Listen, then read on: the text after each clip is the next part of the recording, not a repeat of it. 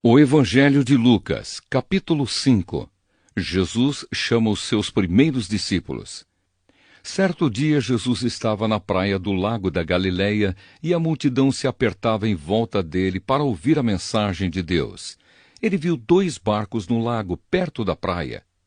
Os pescadores tinham saído deles e estavam lavando as redes. Jesus entrou num dos barcos, o de Simão, e pediu que ele o afastasse um pouco da praia. Então sentou-se e começou a ensinar a multidão. Quando acabou de falar, Jesus disse a Simão: "Leve o barco para um lugar onde o lago é bem fundo, e então você e os seus companheiros joguem as redes para pescar." Simão respondeu: "Mestre, nós trabalhamos a noite toda e não pescamos nada. Mas já que o Senhor está mandando jogar as redes, eu vou obedecer." Quando eles jogaram as redes na água, pescaram tanto peixe que as redes estavam se rebentando. Então fizeram um sinal para os companheiros que estavam no outro barco, a fim de que viessem ajudá-los. Eles foram e encheram os 2 barcos com tanto peixe que os barcos quase afundaram. Quando Simão Pedro viu o que havia acontecido, ajoelhou-se diante de Jesus e disse: "Senhor, afaste-se de mim, pois eu sou um pecador." Simão e os outros que estavam com ele ficaram admirados com a quantidade de peixes que haviam apanhado. Tiago e João, filhos de Zebedeu, que eram companheiros de Simão, também ficaram muito admirados. Então Jesus disse a Simão: "Não tenha medo. De agora em diante, você vai pescar gente." Eles arrastaram os barcos para a praia, deixaram tudo e seguiram Jesus. Jesus cura um leproso. Certa vez, Jesus estava numa cidade onde havia um homem que tinha o corpo todo coberto de lepra. Quando viu Jesus, o leproso se ajoelhou diante dele, encostou o rosto no chão e pediu: "Senhor, eu sei que o Senhor pode me curar se quiser." Jesus estendeu a mão, tocou nele e disse: "Sim, eu quero. Você está curado." No mesmo instante, a lepra desapareceu. Então Jesus lhe deu esta ordem: "Escute, não conte isso para ninguém, mas vá pedir ao sacerdote que examine você. Depois, a fim de provar para todos que você está curado, vá oferecer o sacrifício que Moisés ordenou." Mas as notícias a respeito de Jesus se espalhavam ainda mais, e muita gente vinha para ouvi-lo e para ser curada das suas doenças. Porém, Jesus ia para lugares desertos e orava. Jesus cura um paralítico. Um dia Jesus estava ensinando e alguns fariseus e alguns mestres da lei estavam sentados perto dele. Eles tinham vindo de todas as cidades da Galileia e da Judéia, e também de Jerusalém. O poder do Senhor estava com Jesus para que ele curasse os doentes. Alguns homens trouxeram um paralítico deitado numa cama e estavam querendo entrar na casa e colocá-lo diante de Jesus. Porém, por causa da multidão, não conseguiram entrar com o paralítico. Então o carregaram para cima do telhado. Fizeram uma abertura nas telhas e o desceram na sua cama em frente de Jesus, no meio das pessoas que estavam ali. Jesus viu que eles tinham fé e disse ao paralítico: "Meu amigo, os seus pecados estão perdoados." Os mestres da lei e os fariseus começaram a pensar: "Quem é este homem que blasfema contra Deus desta maneira? Ninguém pode perdoar pecados, só Deus tem esse poder." Porém, Jesus sabia o que eles estavam pensando e disse: "Por que vocês estão pensando assim? O que é mais fácil dizer ao paralítico: os seus pecados estão perdoados, ou levante-se e ande? Pois vou mostrar a vocês que eu, o Filho do Homem, tenho poder na terra para perdoar pecados." Então disse ao paralítico: "Eu digo a você, levante-se, pegue a sua cama e vá para casa." No mesmo instante, o homem se levantou diante de todos, pegou a cama e foi para casa, louvando a Deus. todos ficaram muito admirados e cheios de medo, louvaram a Deus, dizendo: "Que coisa maravilhosa nós vimos hoje!" Jesus e Levi. Depois disso, Jesus saiu e viu um cobrador de impostos, chamado Levi, sentado no lugar onde os impostos eram pagos. Jesus lhe disse: "Venha comigo." Levi se levantou, deixou tudo e seguiu Jesus. Então Levi fez para Jesus uma grande festa na sua casa. Havia ali muitos cobradores de impostos e outras pessoas estavam sentadas com eles. Os fariseus e os mestres da lei, que eram do partido dos fariseus, ficaram zangados com os discípulos de Jesus e perguntaram: "Por que vocês comem e bebem com os cobradores de impostos e com outras pessoas de má fama?" Jesus respondeu: "Os que têm saúde não precisam de médico, mas sim os doentes. Eu não vim para chamar os bons, mas para chamar os pecadores, a fim de que se arrependam dos seus pecados." Jesus e o jejum. Algumas pessoas disseram a Jesus: "Os discípulos de João Batista jejuam muitas vezes e fazem orações, e os discípulos dos fariseus fazem o mesmo, mas os discípulos do Senhor não jejuam." Jesus respondeu: "Vocês acham que podem obrigar os convidados de uma festa de casamento a jejuarem enquanto o noivo está com eles? Claro que não. Mas chegará o tempo em que o noivo será tirado do meio deles. Então sim, eles vão jejuar." Jesus fez também esta comparação: "Ninguém corta um pedaço de uma roupa nova para remendar uma roupa velha. Se alguém fizer isso, estraga a roupa nova, e o pedaço de pano novo não combina com a roupa velha. Ninguém põe vinho novo em odres velhos. Se alguém fizer isso, os odres rebentam, o vinho se perde e os odres ficam estragados. Não, vinho novo deve ser posto em odres novos. E ninguém quer vinho novo depois de beber vinho velho, pois diz: o vinho velho é melhor." O Evangelho de Lucas, capítulo 6. Jesus e o sábado. Num sábado, Jesus estava atravessando uma plantação de trigo. Os seus discípulos começaram a colher e a debulhar espigas e a comer os grãos de trigo. Então alguns fariseus perguntaram: "Por que é que vocês estão fazendo uma coisa que a nossa lei proíbe fazer no sábado?" Jesus respondeu: "Vocês não leram o que Davi fez quando ele e os seus companheiros estavam com fome? Ele entrou na casa de Deus, pegou os pães oferecidos a Deus, comeu e deu também aos seus companheiros. No entanto, é contra a nossa lei alguém comer desses pães.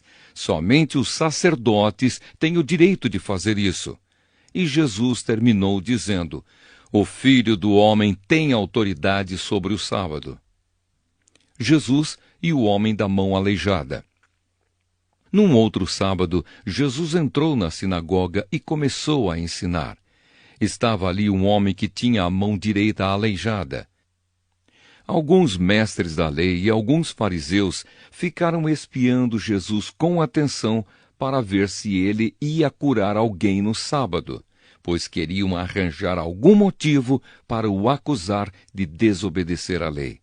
Mas Jesus conhecia os pensamentos deles e por isso disse para o homem que tinha a mão aleijada: "Levante-se e fique em pé aqui na frente." O homem se levantou e ficou em pé. Então Jesus disse: "Eu pergunto a vocês, o que é que a nossa lei diz sobre o sábado? O que é permitido fazer nesse dia, o bem ou o mal? Salvar alguém da morte ou deixar morrer?"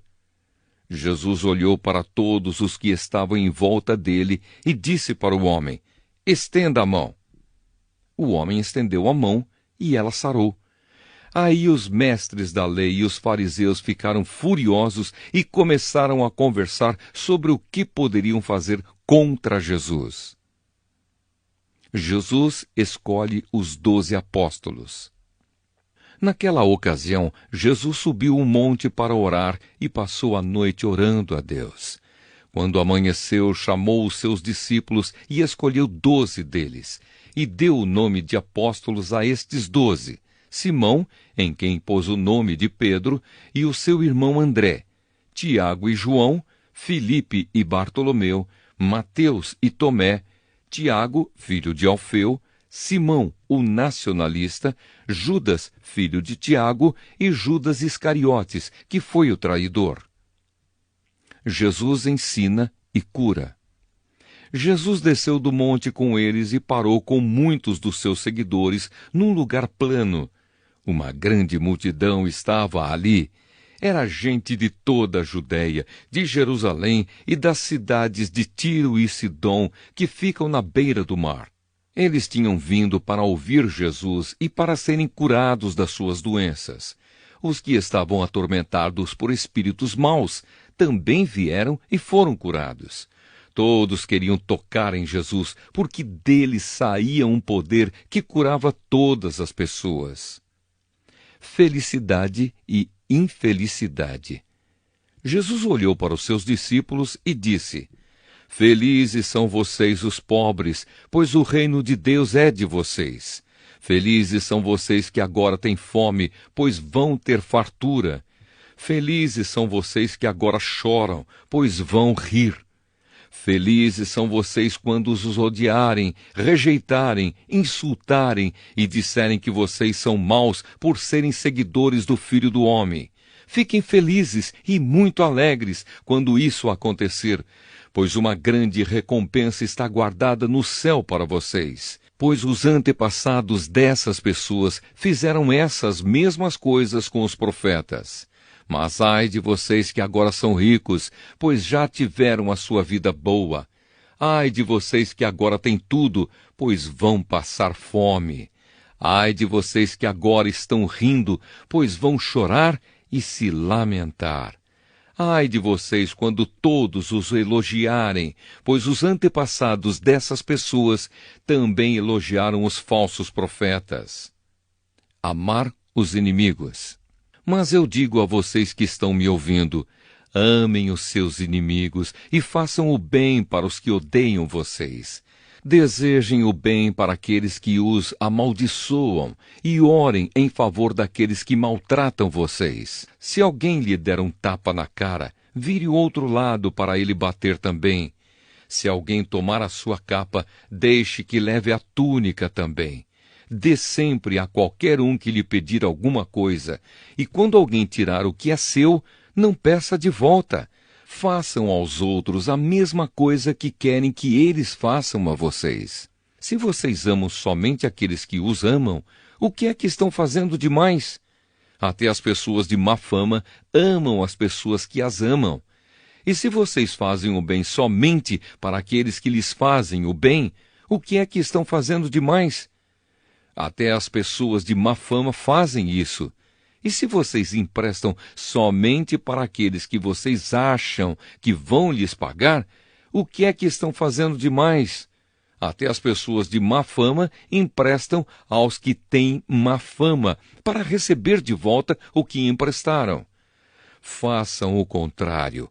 Amem os seus inimigos e façam o bem para eles. Emprestem e não esperem receber de volta o que emprestaram. E assim vocês terão uma grande recompensa e serão filhos do Deus Altíssimo. Façam isso porque Ele é bom também para os ingratos e maus. Tenham misericórdia dos outros, assim como o Pai de vocês tem misericórdia de vocês. O hábito de julgar os outros. Não julguem os outros, e Deus não julgará vocês. Não condenem os outros, e Deus não condenará vocês. Perdoem os outros, e Deus perdoará vocês. Deem aos outros, e Deus dará a vocês. Ele será generoso, e as bênçãos que ele lhes dará serão tantas que vocês não poderão segurá-las nas suas mãos. A mesma medida que vocês usarem para medir os outros, Deus usará para medir vocês. E Jesus fez estas comparações. Um cego não pode guiar outro cego. Se fizer isso, os dois cairão num buraco. Nenhum aluno é mais importante do que o seu professor. Porém, quando tiver terminado os estudos, o aluno ficará igual ao seu professor. Por que é que você vê o cisco que está no olho do seu irmão e não repara na trave de madeira que está no seu próprio olho? Como é que você pode dizer ao seu irmão: me deixe tirar esse cisco do seu olho, se você não repara na trave que está no seu próprio olho? Hipócrita! Tire primeiro a trave que está no seu olho, e então poderá ver bem para tirar o cisco que está no olho do seu irmão. A árvore e as suas frutas. A árvore boa não dá frutas ruins, assim como a árvore que não presta não dá frutas boas, pois cada árvore é conhecida pelas frutas que ela produz. Não é possível colher figos de espinheiros, nem colher uvas de pés de urtiga. A pessoa boa tira o bem do depósito de coisas boas que tem no seu coração, e a pessoa má tira o mal do seu depósito de coisas más, pois a boca fala do que o coração está cheio. Os 2 alicerces. Por que vocês me chamam Senhor, Senhor, e não fazem o que eu digo? Eu vou mostrar a vocês com quem se parece a pessoa que vem e ouve a minha mensagem e é obediente a ela. Essa pessoa é como um homem que, quando construiu uma casa, cavou bem fundo e pôs o alicerce na rocha. O rio ficou cheio e as suas águas bateram contra aquela casa, porém ela não se abalou, porque havia sido bem construída. Mas quem ouve a minha mensagem e não é obediente a ela, é como o homem que construiu uma casa na terra, sem alicerce. Quando a água bateu contra aquela casa, ela caiu logo e ficou totalmente destruída.